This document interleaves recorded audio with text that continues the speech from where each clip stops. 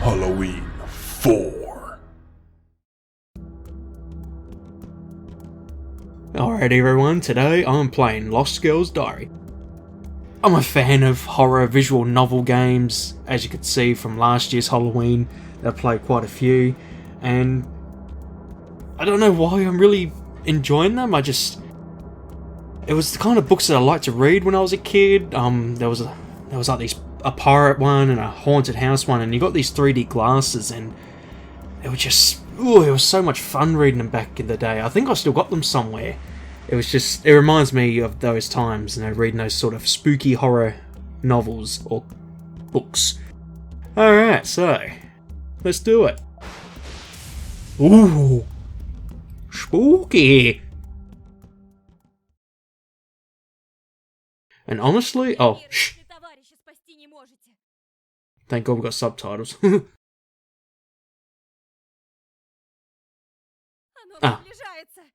Let's close it in. Снова этот кошмар. Столько времени прошло, а до сих пор снится тот лагерь. И Слава, и остальные. Before I forget, I was just gonna say that, what the fuck was I gonna say? I bloody forgot now. I actually don't know what the game's about. I know it's obviously about a girl's diary, but I didn't want any spoilers. Раз за разом во сне я переживаю тот день, но не могу изменить ничего. Oh boy. Теперь не засну до утра. Oh, shame. Тонькины записки. Помню, как она носилась по всему лагерю, выспрашивая новые страшилки. Ooh. Если бы я знала, что эта тетрадь может спасти нас. Среди обычных страшилок Тоня написала целый рассказ. Даже меня туда засунула, правда, под другим именем. Oh boy. Студеным январским вечером в санатории-пансионате собралась пестрая компания. I was gonna say, this is getting a little bit... Oh, hello. Wow, I got an achievement. Oh, everything is ready. Calm down. I'd rather read a book in my room. Oh, you're boring. Let's go, Olya. Please. Fine. Yay. Oh, she's so happy. Sarcastically, looks like someone dressed up tonight. What's that supposed to mean? It's none of your business, Sasha. Why don't you ask Liska why she put so much makeup on? She always does. Wow, these girls are skanks. You got it. Boss. I'll get more candy. Yay! Way to go, sweet tooth. Sweet taste builds sweet character. Oh, she got you there. Kids are kids. Hey Sasha, isn't it bedtime for her already?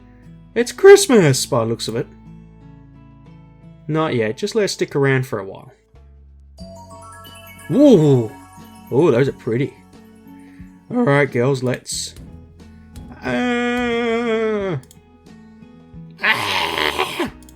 Jeez, that face is terrifying. Blast, we got company. Who's there? It's us. Who's us? It's Diapa and I. Open up. Vera, it's freezing out here. Vera? I've asked them to come, right? It's going to be more fun that way. Oh, they're going to be telling spooky stories. Vera! Idiot! Vera, dear, you should have warned us. Whoa. Whoa, this place is so cool. Yeah, what a gorgeous looking man.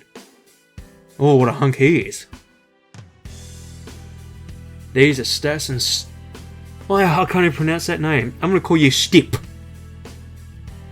Hi. Hi! It's your fault. Were there not enough rooms in the hotel for you meatheads? Phew, no big deal. That was a paper mistake, so we were forced to go along with your group. Take your coats off, boys. Vera, why did they come? Take it easy, Sasha. I'll rip their heads off if they mess up. But now the ritual won't work. How come? No boys allowed. I should have known. Come on, think of something. I'm out of here. Oh yeah, please stay with us. Oh, what a party pooper. Stas, sit here. Stip, start a fire. Should I? Of course. Cool. Ooh, pretty. Hey Stas, what kind of sports you into? We do sambo. You should watch us sparring sometime. It's even more exciting than karate. Oh! Embarrass us, we? Let me introduce you to my friends. This is Lisa. My full name is Elisaveta, but I'm used to being called Lisa. Hi. This is Sasha. She's our class president. Don't let her look confuse you. She is tough but friendly. Vera dear, you are way too talkative tonight. Pleased to meet you, Stas. So am I. And that's Olya over there. She's the quiet type. Yeah, I can tell. That dress fits you, Olya. Of course it fits me. It's my dress. Okay. He looks like he's ready for some action. And that's Nastya. Nastya. By her. Isn't it your bedtime yet, Nastya? Nope. Are you in love with Vera, Stas? Am I what?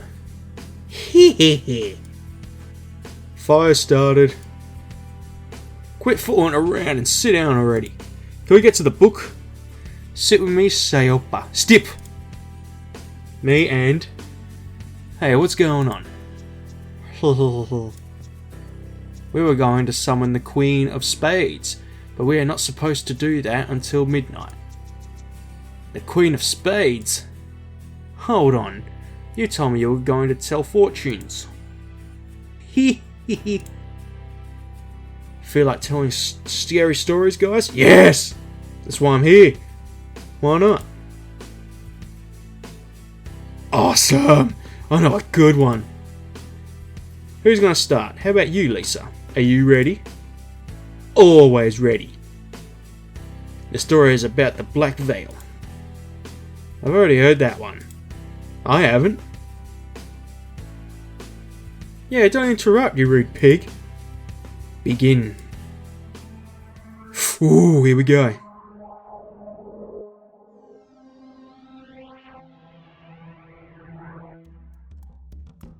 Okay, this story is about the Black Veil. I've heard it from a boy, who heard it from a girl, who was in the camp where it happened. So, this story is true. There was a girl in the camp. Her name was Yana. She was tall, slim, with braid down to the heels. Her skin was soft, the lips were red like corals and the eyes were big and shining like forest lakes on a summer's day. A real knockout. The entire half of the camp boys were into her.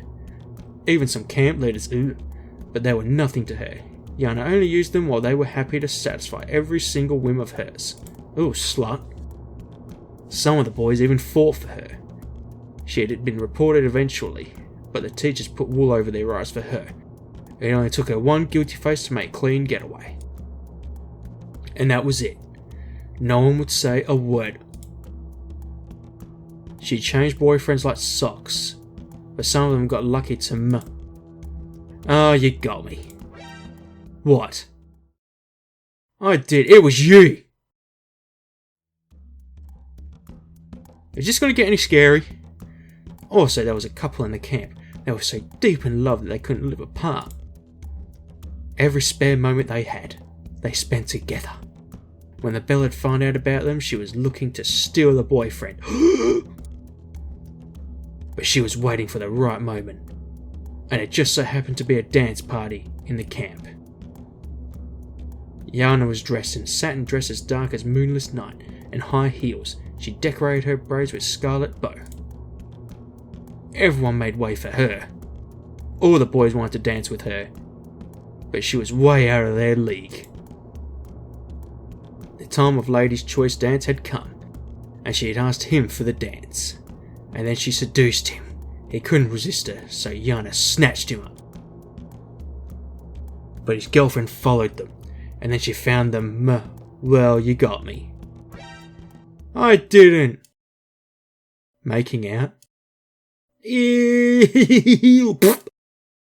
Shut up, you all. Yeah, I'm trying to listen. That's how it was. The next morning, campers were counting children and found 2 of them missing.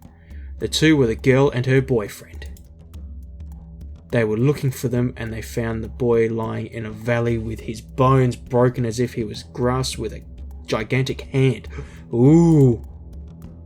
And the girl was found too, hung on a tree. There was a note under the tree, but what was written in it was kept a secret. Chaos reigned in the camp.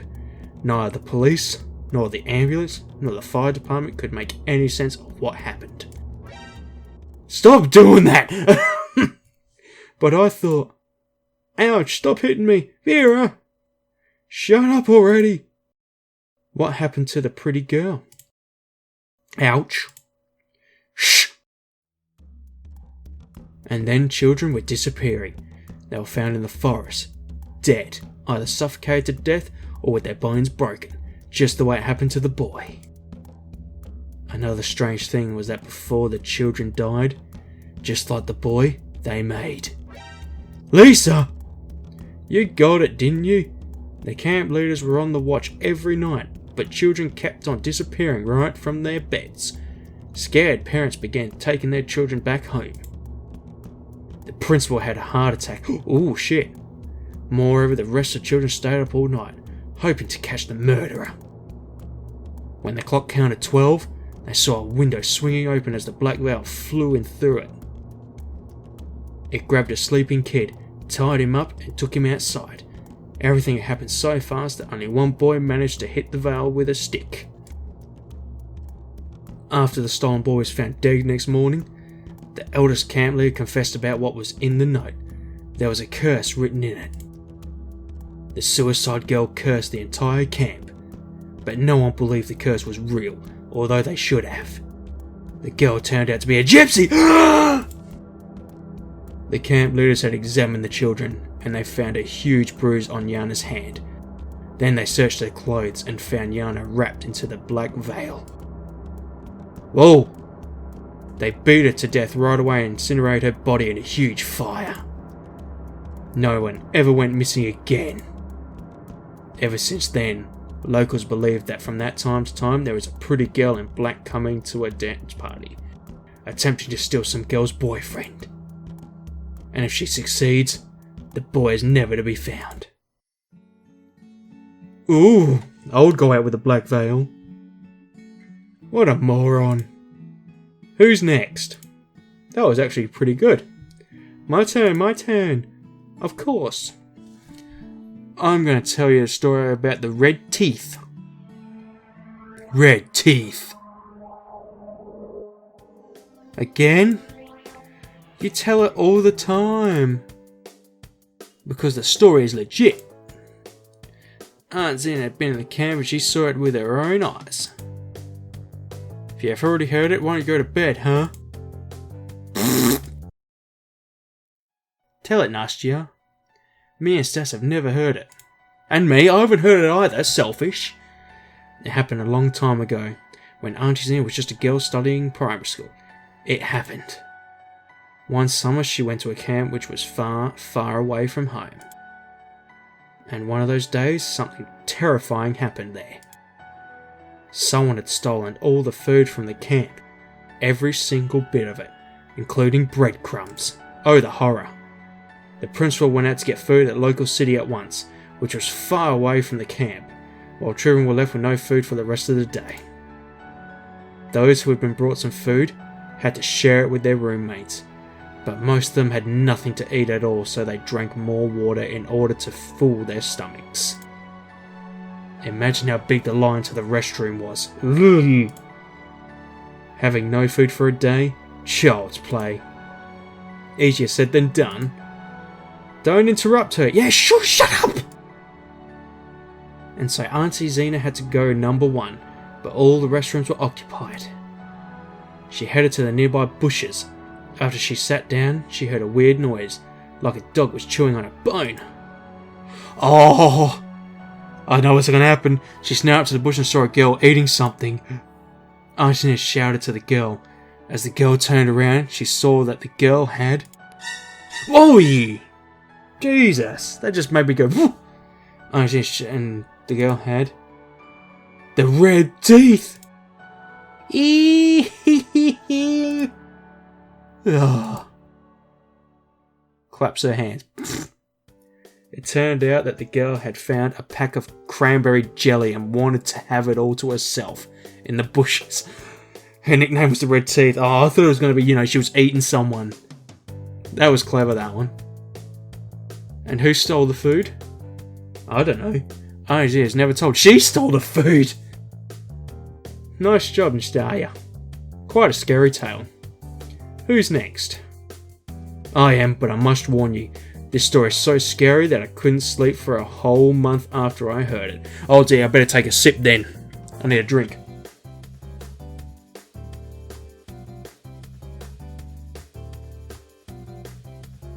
It's gonna get good. What a wimp. The story is about the Black Hand.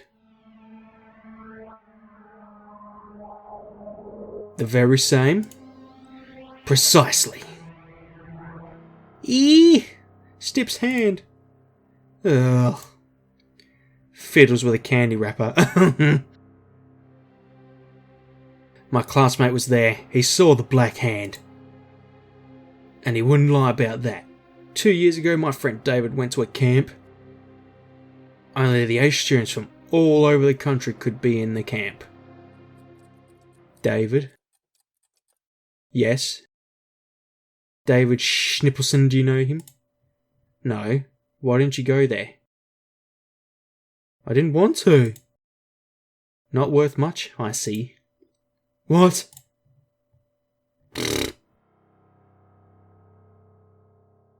Achievement progress over 9,000, what? So the camp was surrounded by a tall fence. Guards were on watch 24/7. No intruder had a chance to get inside. The adults keeping watch outnumbered the children. And all of a sudden, things started going missing in the camp. It was small at first. Badges, candies, pens, and crayons. No one cared, because it was normal not to return things amongst geniuses. But then money, books, even clothes were disappearing. Only then they realised that there was a thief, or maybe a band of thieves working in the camp, for not only children had been robbed, but adults as well. Guards had been trying to catch the thieves at first, but once they failed, they called the police. The police had been staying in the camp for a week, setting up traps, interrogating the staff, but to no avail. Meanwhile, the stealing continued. One day, guys from the troop had found a way to reveal the perp. They secretly rigged up a TV camera and set it up in their room. No one else knew it was there. They placed a wallet in front of the camera, hid in the next room, and watched the wallet through the TV. They'd been waiting for a long time and got tired of keeping watch. They got interrupted and missed the moment when the wallet was stolen. It had been there just a moment ago. The next night they installed a recorder in the room with the camera. In the morning, they placed a video game instead of the wallet and got back to their activities. In the evening, the video game was gone. The recording they watched showed them a black hand appearing from nowhere, taking the game and vanishing into the air. The guys ran out looking for adults, leaving one of them to guard the camera. But once the police came back along with the guys, the recording was gone, the camera was broken, and the boy was dead! With the black fingerprints all over his neck, oh boy. The police didn't believe the boys, suspecting them as the murderers, uh-oh. The boys were arrested and driven to separate rooms. But the next morning, they were found dead, with the black fingerprints on their necks as well. The entire police department had been assembled in the camp. Scared parents were taking their children back home while those kids who stayed tried not to be alone. The stealing didn't stop. Now it was furniture, chairs, shelves, even couches. The Black Hand had gone mad and it was stealing everything. When a girl went missing, three of her friends from Chemist Club got up to take their revenge on the Black Hand. They built a bomb, planted it in the drawer and asked David to install a detonator so it would trigger as the drawer opened. There was nothing to it. All he had to do was... Whatever, what was next? Oh, don't interrupt him. In a couple days, they heard an underground explosion somewhere around the camp. Excavators had been brought, they dug through and found an abandoned bomb shelter stuffed with the stolen things. And in the middle of the explosion, they found a piece of some equipment and a boy's body torn apart with the explosion. Identification was hardly possible. Ooh! His hands were black with paint. The body parts were taken away by the military, as well as the equipment. They promised that no one would ever tell a thing. Oi! That music! Ah! Ah! What? My candies are gone! The Black Hand took them! Relax, Nastasia. You ate them yourself while you were listening. Really? I didn't see that coming. Boy, you are noisy. Fine, now you're gonna listen too. Hold on, it's Olya's turn now. How come? Really? How? Because we don't need any more candy. We don't have any more candy. Does that have something to do with candy? Ignorance is a bliss. Begin, Olya. Oh, we're flying through it. Okay.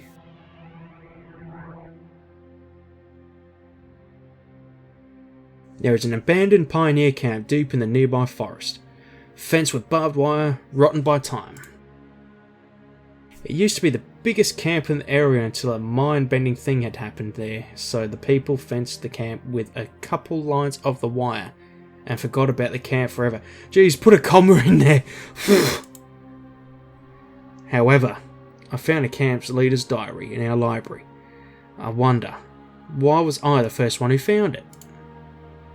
I shouldn't tell what was written in it, but I can't resist telling you. It's gonna make me insane if I don't. Hands off. But this one's so spooky. Then why don't you give Stip a hug? He's already getting it. Come to us, Stan. I can hug the both of you. Sure thing. Aw, she's so sweet. I mean, no, I feel funny. Suit yourself. The diary belonged to Oksana, the leader of the first troop. The record says everything was alright for the first half of the camp. Children were having a good time, falling in love and breaking apart. Oh dear. Oksana had herself fallen in love with the camp leader of the third squad, but the feelings weren't mutual. Half the diary is full of poems about her one-way love and sketches of the one she was into. Aww. But it changes in the second half. Just listen. Olya takes out a book with a rapid sticker and drawn flowers on it. The 20th July. The terrible heat continues. Anton asked me to take his squad to the lake before I take mine, and I couldn't refuse. Man, he is handsome when he smiles. Oh. My squad wasn't happy though, but I let them go off for an hour past curfew. The 21st of July, we have a situation. Dasha Startsevi has been missing since the morning. Her stuff is in a place, and Katya told me she saw Dasha last night, going to the bathroom. We found Dasha. She fell into the old well behind the warehouse. Uh-oh. To my surprise, she was safe and sound when we took her out. A lucky girl. On the other hand, she hasn't said a word ever since. I hope she'll be fine. She must rest in the infirmary. I bet she was pushed in. Irada Palavana called Dasha's parents a lot, but no one answered. During the lineup, Anton lectured me on how to look for the children. I was about to burst into tears. Why is he being so rude to me? The 22nd of July. Petrovich and the guys from the 5th squad built a huge cover for the well. Now it's finally safe. Dasha is not speaking yet, just lying in her bed, silent. Maria Patapovna spoon feeds her. Ugh. Irida Palv, I'm going to say Palv, lets no one out the camp including Anton, whose grandmother passed away yesterday. The 23rd of July. We're going to see Dasha today. We made a wonderful bouquet for her and a card with our best wishes written on it. Something is wrong with Anton. He had a quarrel with the principal this morning. The rest of it was written with a different hand. All of a sudden, I felt like I was out of my body, watching myself from a different viewpoint. I hear a blunt slam after he pushed me right into the well. Ooh! It doesn't hurt though. But I feel sad. A green spot in the sky reflects in the puddle on the bottom, and I see it coming. A shooting star. I think I should make a wish. The spot shines even brighter. The screen sparkle is closing in on me with speed of sound. It stings me and casts me back into my body. Now it's the two of us in the body, me and the star. The pain is back and my neighbour doesn't like it. The little green sparkle starts beating the way my heart does. It is growing inside my body, filling every single cell as if it was an empty vase. The vase is all cracked, however. The green light is getting loose through it. The star bangs in anger and the rifts on my body fade away like snow under the sunshine. I feel good, so I curl into a ball right in the humidity stinky hole. Too bad I can't see my companion. I can only feel it burning in my chest. The star wants me to get out of the pit, but I don't care. The only thing I want is oblivion. The star is not going to give in. It's thrashing around inside and I pity it. It warned me at first, but just a moment ago it moved up to my shoulder out of the sunken part of my body. Poor thing, how unlucky it got. I can't stand. I see a small shard of sky above me. Now it's being blocked by some figure. And now it's not. This flickering annoys me, so I close my eyes. I feel someone taking me up, awakening old memories I'm hiding from. All this happened to someone but me, while I was just being a spectator. The show is about to end and now it's a fireball instead of the tiny star, growing bigger inside me. It is not a friendly companion any longer, but a gruesome warden watching over me. He forces me to eat, causing pain in the stomach. He forces me to go to the bathroom, stinging my feet. The rest of the time it lets me rest obliviously. The fireball is not growing bigger anymore. Now it is training my body to follow its commands instead. And I do as he commands willingly, otherwise the fire will burn me out. All I need right now is a little bit of rest. Right now the fire bends down my neck. A nurse comes in. She drops her tray with plates on it, so porridge and blueberries scatter all over the floor. The fire flashes up as I see a beam of green light striking Maria Patapovna. The nurse comes out while the beam is tracing her. I look at the flies gathering around the porridge as long as my companion is playing with his new toy. The entire council enters my ward. The camp leader along with a girl from my squad carefully go around the mess, whispering. I see both Oksana's pitiful face and the fear seizing the others. They look at me as if I'm an exponent of Khan's chimera. Their words are full of false sympathy. Their presence disgusts me. The keen waves of green pierce into their heads, swift in silence. Then they go out of the room, kicking the shattered plates and trampling the blueberries. The flies are back again for their feast. Dong! One of the rays scattered around with their melodic jingle. Right away, the peacefully dreaming fireball has woken up. He throws me off the bed. I'll go out of the infirmary, unable to resist its pressure. But I don't want to. Dozens and hundreds of rays are following me along the way, right to the targets only they can know as if I follow the way my star shows me. We slowly make our way around the camp, while the green rays fill the air with their shine. Ding dong, ding ding dong. All of a sudden the rays are breaking apart, which is so spectacular and beautiful that as I stop to look at it, the fire is of no interest to me anymore. I look at the world around me, illuminated by the emerald light. Alas, their number is running out. It's about a dozen of them now. The fire grows wilder. I burn out and I am reborn from the ashes, only to burn out again. I am the phoenix. My clothes have already turned into dust. My walk leaves only smoking footprints and charred grass behind. I come to the gates and I see him. He lies scratching the ground, trying to escape the camp. The beam that connects us is barely pulsing, about to scatter. I come closer and wait. Now it's finally gone, leaving nothing but green sparkles on the floor as he freezes. The flame pushes me ahead, but I am not in a hurry to leave. Why me? What have I done to you? What did I do wrong? I ask the dead body, but is not about to answer. The pressure is getting unbearable, so I leave. I try crying, but the tears are fading as fast as they leave my eyes.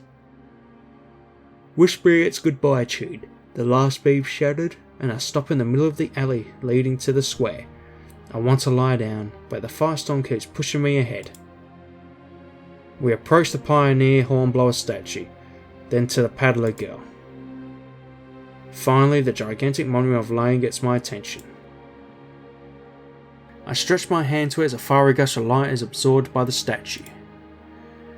I follow the path to the woods out of the camp, leaving only dead people and the glowing monument of the chief behind. Oh dear. The only things I kept are the diary and the little star deep down in my heart. That's it. She took the words right out of my mouth. That was way too long. Wow. Oh yeah, how did you manage to read in the darkness? Throws the diary at Stas. Goes through the pages. It's empty. Wow, she remembered all of that. Genius. Lisa puts her hands on Stip's waist. Sasha puts a rolled bedsheet under Nastia's head. Asleep already? Yup, if only your stories were more interesting, you would make a fine writer. But your tales kill us with boredom. I did yawn a couple of times. Finally, it's time for a real scary story. Not one of your knockoffs. Prepare to tremble with fear, for now you will hear about the red eyes. Time for another drink.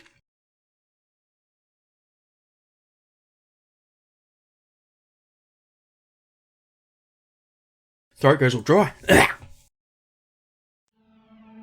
Red eyes. There was a trio in a camp.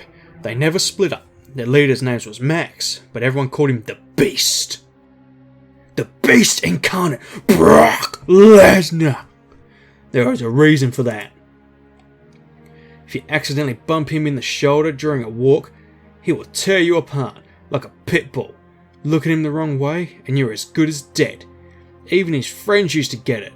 Fortunately, they were strong enough to settle him down. Sounds like Brock Lesnar. They were tough guys too. Used to keep the entire camp at bay, but no one would report them because the Beast would take care of it. No one would say a word against them, and the trio was having fun. In short, the guys were on the road to success, but they failed. Because of whom? Because of a girl, of course. Oh, they killed each other. There was a lass in the camp, whose name was, Vera, whose name was Lena. Once upon a time, Max had seen this Lena girl doing exercises. What do you think? She was a gymnast, not some bookworm, and so the beast was lost. He couldn't get her out of his head. Even food wasn't an option. He asked her on a date that evening. And she said... And she was like, I would love to, but there is a problem. What problem? Your friends never leave me alone. Make them. The beast accepted the deal and left. He didn't even notice her eyes blazing with crimson fire, following him. All the night he was rolling in the bed, sleepless, and the next morning he had to talk with his friends. Are you okay? They said. We've never met this Lena before. Max chilled out and went back to Lena in the evening. You were wrong, he said. My friends have nothing to do with you. Lena was. Don't you trust me? They come this morning, threatening to beat me down if I met with you again. It's up to you who to be with. The beast left with pain in his heart, unnoticing the red fire burning in Lena's eyes. The next morning he set off to his friends. Dang it, beast, they said. We were with you all day. Have you seen us threatening someone? Who do you trust more, us or a stranger? But the beast was blinded by love, and so he promised that he would kill everyone who touched her. In the evening, he came back to the place and saw Lena. Look, Max, look what your friends did to me. She untied her shirt. As he saw red bruises on Lena's pale skin, frenzy filled his mind. Oh, it's a setup! I'll take care of them, he shouted. Wait, Lena caught his hand. You've already broken your promise this time. I need proof. Bring me their hearts.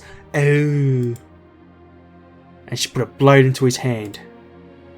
The beast was about to throw it away, but she leaned on him and kissed him. Mwah. I am waiting until midnight. Now go.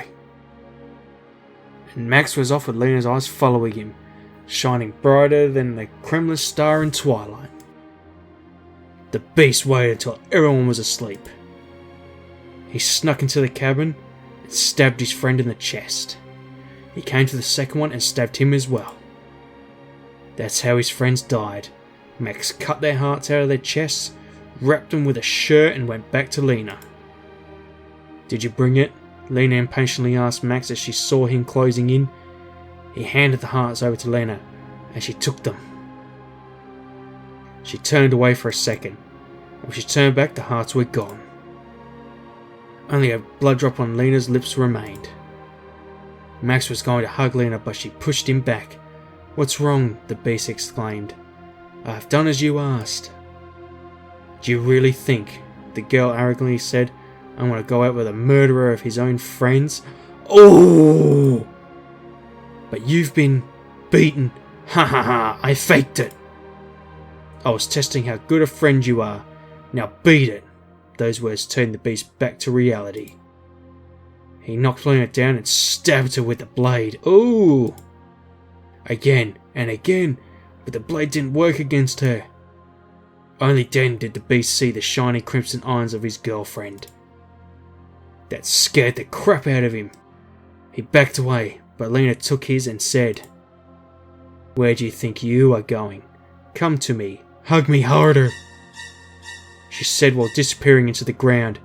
Max tried to set himself free, but he couldn't.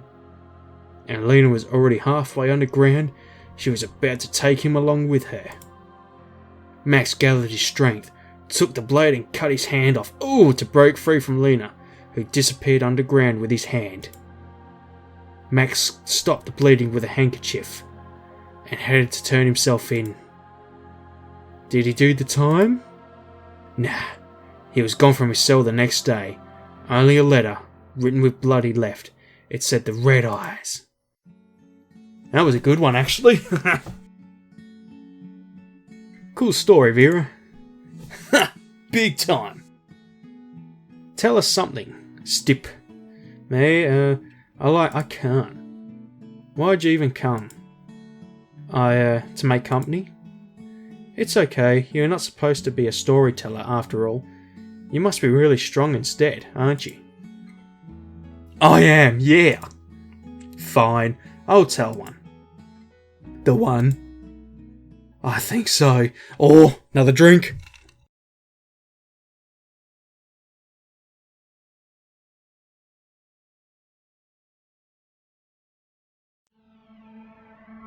King of Rats. Oh yeah, gives me the creeps all the time. When I was in camp, it turned out the way that I was the camp's leader's assistant, so I did her work often. I was used to being busy. Besides being bossy was fun. It was troublesome of course, but I earned a lot of respect from the others that way. Among the others, only Vera dared to challenge me. I'm better in a fair fight anyway. We already tried it out, should I remind you? I just wasn't prepared enough back then.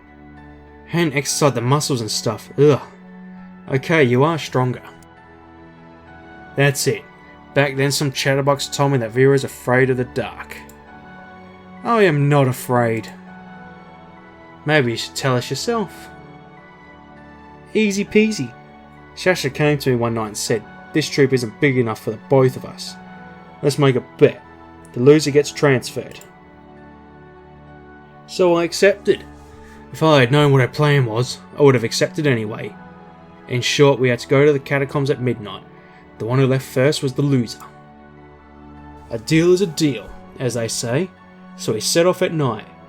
And the weather, oh it's as if on purpose, was cloudy, windy and it was about to start raining.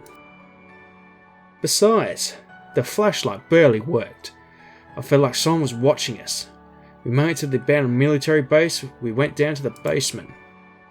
Sasha was going ahead of me. We entered some room when Sasha turned off the flashlight and said, Vera dear, let's save the battery for the way back. But I was creeped out. I said let's get over the bed and have a pull-up contest. I saw her smiling the way she does. What's wrong, Vera? She said snidely. Afraid of the dark, huh? I freaked out and turned off the light and regretted it instantly. Because I felt someone watching me, and the way they did was not nice at all. I was all sweaty as I turned the light on, swinging the flashlight around. As Sasha was like, so soon? Less than a minute. I yelled at her and stormed to the outside, but the rain just started. I wasn't going back to the camp, so I made my choice to stay before it was over. And that was the right thing to do, because I go now. Yeah, go on. After she left, I turned on the flashlight, and when I was about to leave, realised that I couldn't stand up. It seemed like my legs went numb. So I put the flashlight on a nearby box and started rubbing my hips, trying to bring them back to life. It was useless. The thought of calling for Vera came to my mind since she couldn't get very far away, and the echo was strong enough in the corridors. But I just won the bet, so calling for her help would be equal forfeiting. So I kept on rubbing my legs. Unfortunately, I felt my hands losing control. They were wiggling down my legs, paralysed as soon as I leaned on the seat. The only thing I was able to do was turning my head. What's with me? I thought. Am I being paralysed? Why? I haven't neither fallen or hit my head or taken drugs. Why can't I move? I was about to piss my pants. Calm down, Alexandra. Calm down.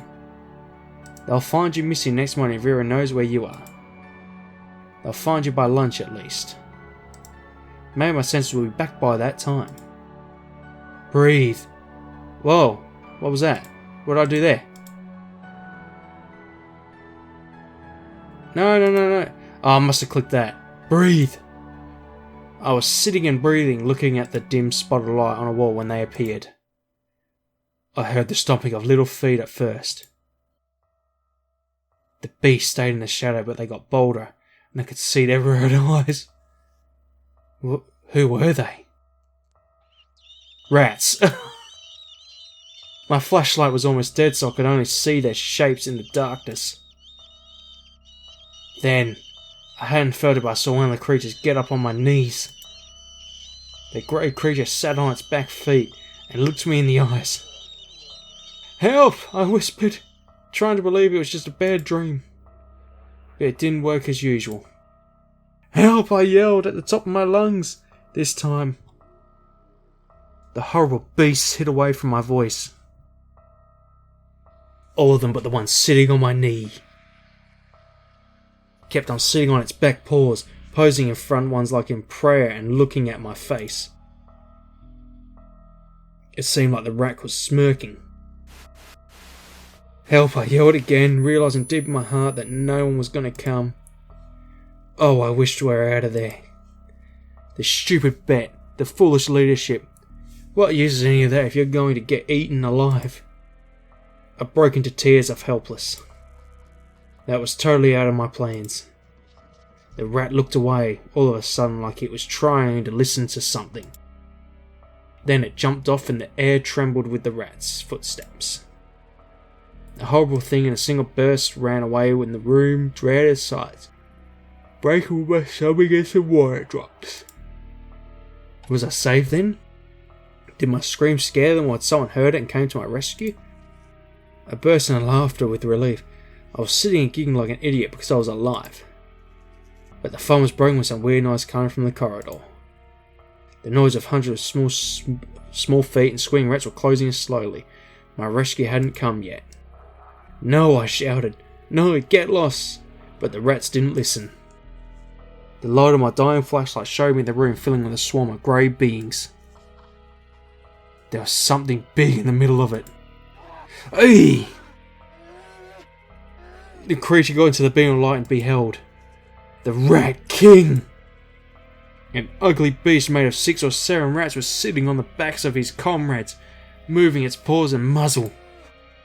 The beings brought him upon my knees and scattered all over the room. I didn't see them, but I knew they were there, around me, watching their king, like in a theatre. I was screaming as hard as I could, trying to scare the monster, but it didn't care much.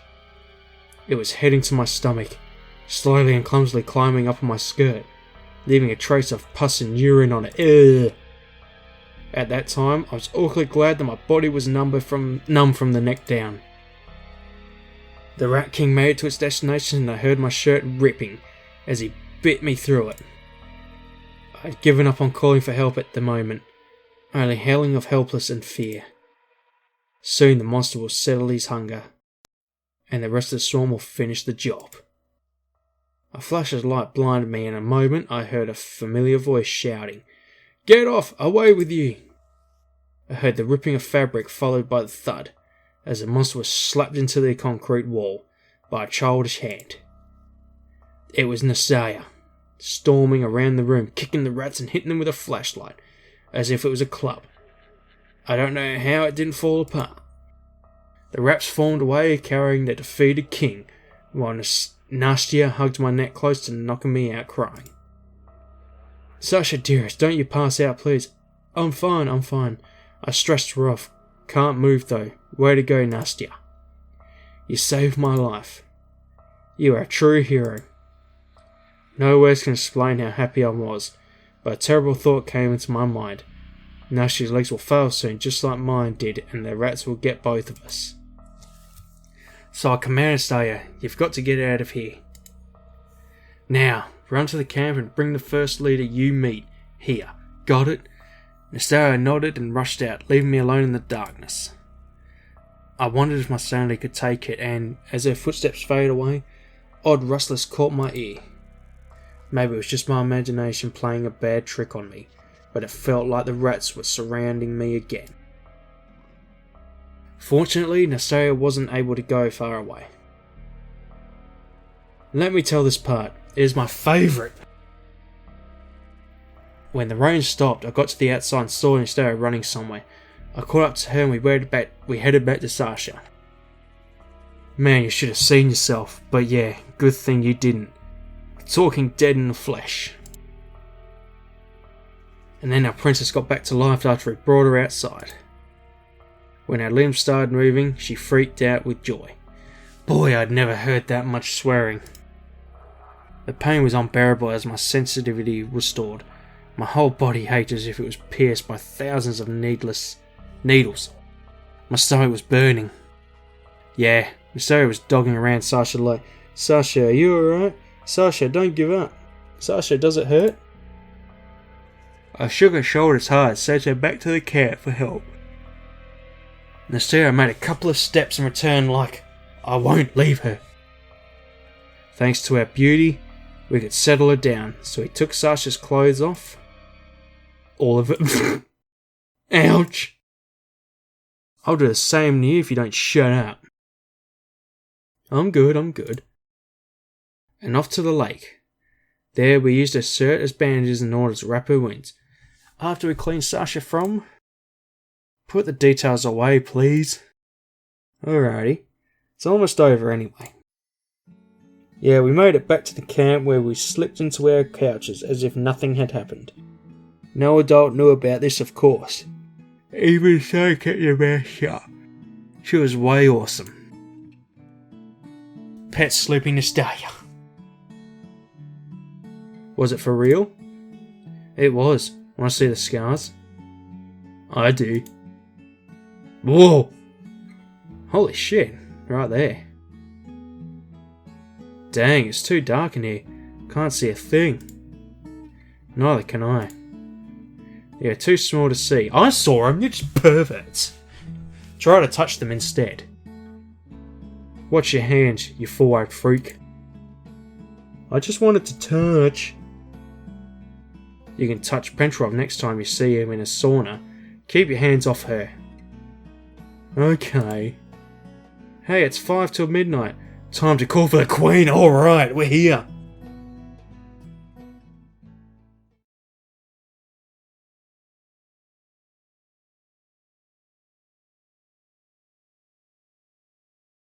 I'm waiting.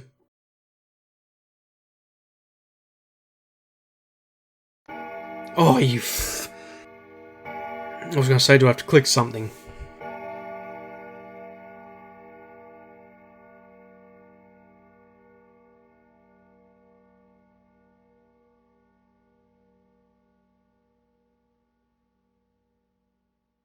Now what? Queen of Spades. Come ye, the Queen of Spades. Come ye, the Queen of Spades. Come ye, the Queen of Spades. Come ye, the Queen of Spades. Come ye, the Queen of Spades. She has come. Stip rushes ahead and attacks the Queen of Spades. Oh, snap, son!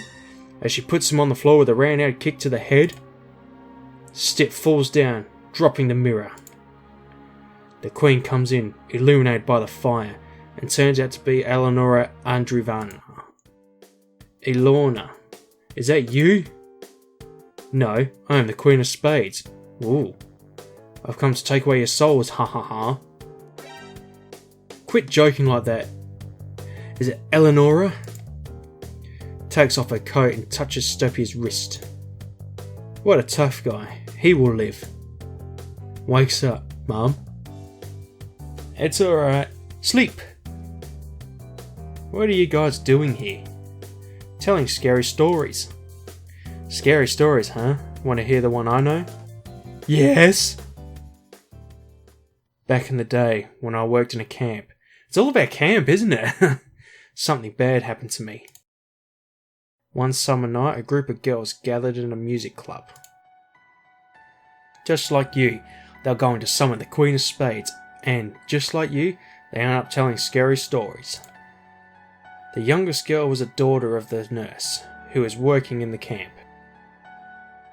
She'd just finished the second year of elementary school. They took her to the club with them for no reason. Eventually, they ran out of stories, so one of the girls came up to trick the poor thing. When the last story was over, she sneaked behind her and grabbed the poor little girl by the legs. The little girl fainted and was out cold, while the others were bursting with laughter. Of course, watching someone creeped out was enjoyable. Had it not only gone bad, the harmless trick caused it caused it to have a heart attack. If only they would call for the nurse. Well, you get the idea. Panic clouded their minds. They pulled the body to the nearest fire and hid it under the fallen leaves. Even forgot to check her pulse. They hid the body and left.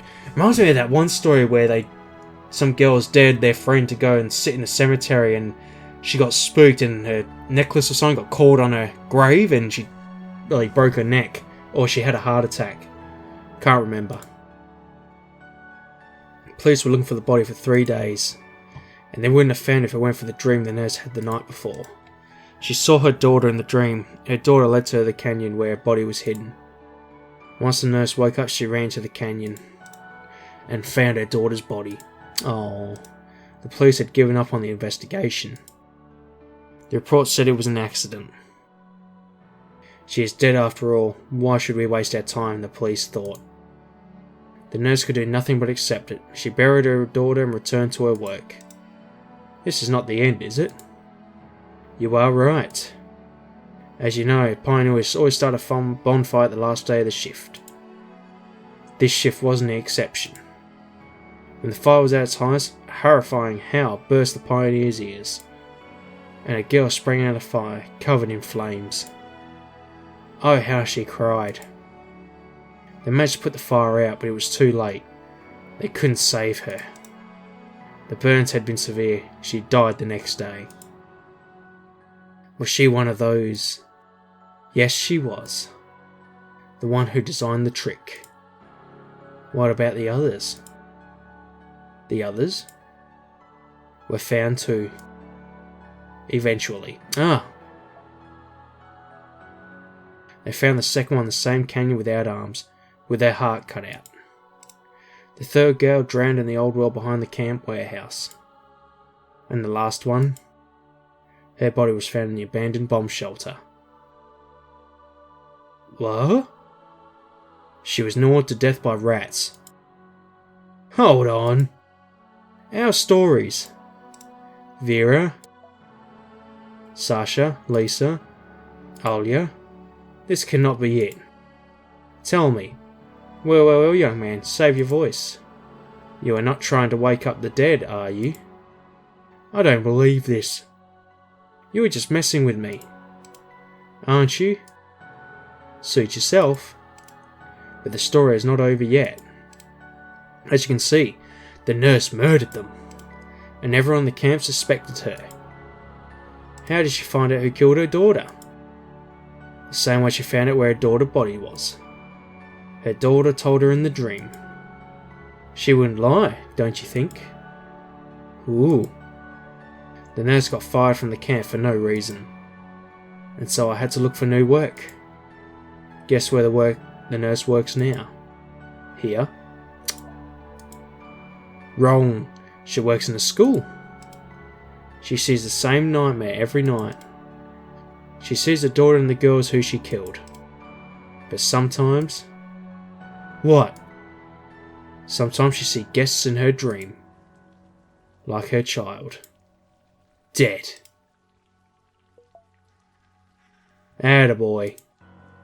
It makes no sense. I am alive, and so is Vera. And Stip. We have known each other since elementary school. Wait a minute! Oh shit. Really? What was the last name of your coach? What was the name of your first teacher? I've forgotten.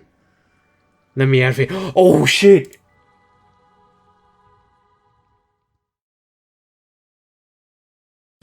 Oh, I was gonna say, what a twist that would have been.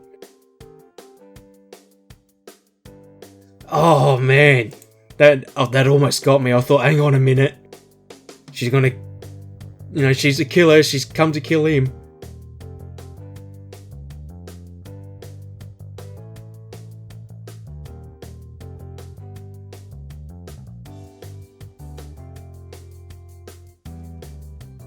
What, she wired the place?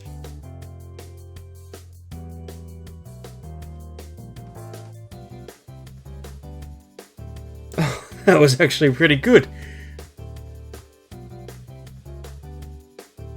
May we come again tomorrow? Of course. Cool. Oh, that was brilliant.